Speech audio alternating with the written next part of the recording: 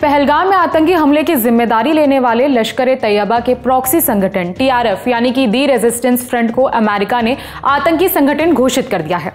America ने यह फैसला पहलगाम हमले का जिम्मेदार मानते हुए लिया है। हिंदुस्तान टाइम्स में छपी रिपोर्ट के मुताबिक अमेरिका ने 17 जुलाई को ये बड़ा कदम उठाया। उसने कश्मीर में एक्टिव टीआरएफ को आधिकारिक तौर पर इंटरनेशनल टेररिस्ट ऑर्गेनाइजेशन घोषित कर दिया। इसकी घोषणा अमेरिका के secretary of state Marco Rubio ने की है।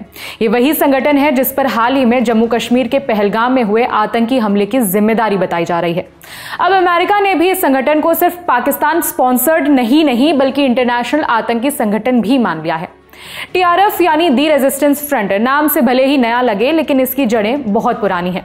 इसे साल 2019 के अक्टूबर महीने में लॉन्च किया गया था, ठीक उसी साल जब भारत सरकार ने जम्मू कश्मीर से अनुच्छेद 370 हटाया था।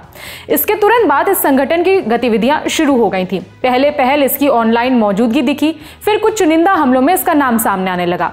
खास बात यह है कि शुरू से ही इसका कनेक्शन लश्कर ए तैयबा से बताया गया, यानी वही पुराना पाकिस्तानी आतंकी संगठन जो मुंबई हमलों का जिम्मेदार है। टीआरएफ को लेकर शुरू से ही शक रहा है कि ये लश्कर का ही एक नया रूप है जो एक सेक्युलर और लोकल कश्मीरी उग्रवाद की झलक देने की कोशिश करता है, ताकि पाकिस्तान इंटरनेशनल लेवल पर खुद को कश्मीर से अलग बताकर ये कह सके कि ये तो लोकल युवाओं की बगावत है, जबकि हकीकत ये है कि टीआरएफ की हैंडलिंग पाकिस्तान से होती है। इसके हैंडलर्स कराची, लाहौर या पाकिस्तान ऑक्यूपाइड कश्मीर में बैठे बैठे ही लड़कों को ट्रेनिंग, फंडिंग और सोशल मीडिया मैनेजमेंट करते हैं। अमेरिका की ओर से इस फैसले की घोषणा यूएस स्टेट डिपार्टमेंट ने की। उनके मुताबिक टीआरएफ लश्कर ए तैयबा का ही एक फ्रंटल ग्रुप है। इसमें नई भर्ती करने, युवाओं को कट्टरपंथी बनाने और भारत के खिलाफ दुष्प्रचार चलाने जैसे काम शामिल हैं। अमेरिका ने टीआरएफ के सरगना अब्बास शेख और उसके दूसरे बड़े ऑपरेटर साजिद जट को भी ग्लोबल टेररिस्ट लिस्ट में डाल दिया है। ये दोनों पहले लश्कर से जुड़े हुए थे और अब टीआरएफ के नाम पर कश्मीर में एक्टिव थे। इस कदम का मतलब यह है कि अब अमेरिका के कानून के तहत टीआरएफ से जुड़ा कोई भी व्यक्ति, संगठन या फिर बैंकिंग लेनदेन गैरकानूनी माना जाएगा। इसके फंडिंग नेटवर्क पर अमेरिका की कड़ी नजर रहेगी और जो देश इसे सपोर्ट करेंगे उन पर भी दबाव बनाया जाएगा। भारत सरकार ने इस फैसले का स्वागत किया है। इंडियन एम्बेसी यूएस ने सोशल मीडिया प्लेटफॉर्म एक्स पर लिखा, भारत अमेरिका के मजबूत काउंटर टेररिज्म सहयोग का एक और उदाहरण।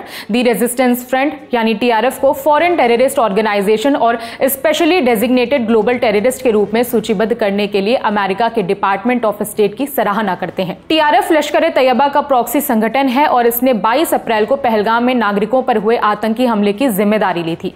आतंकवाद के लिए जीरो टॉलरेंस की नीति है। टीआरएफ के गठन के बाद से ही कई आतंकी घटनाओं में इसका नाम सामने आया। साल 2020 में बडगाम, श्रीनगर और पुलवामा में हुए हमलों में भी इसका हाथ बताया गया। उस वक्त भी इसकी सोशल मीडिया टीम काफी ज्यादा एक्टिव रही। धीरे धीरे सुरक्षा एजेंसियों को समझ आने लगा कि टीआरएफ असल में प्रॉक्सी है जिसे पाकिस्तानी एजेंसियां चला रही हैं। फिलहाल इस खबर में इतना ही। ये खबर लिखी थी हमारे साथी दीपेंद्र ने। मेरा नाम है विभावरी। देखते रहिए दी लेलन टॉप।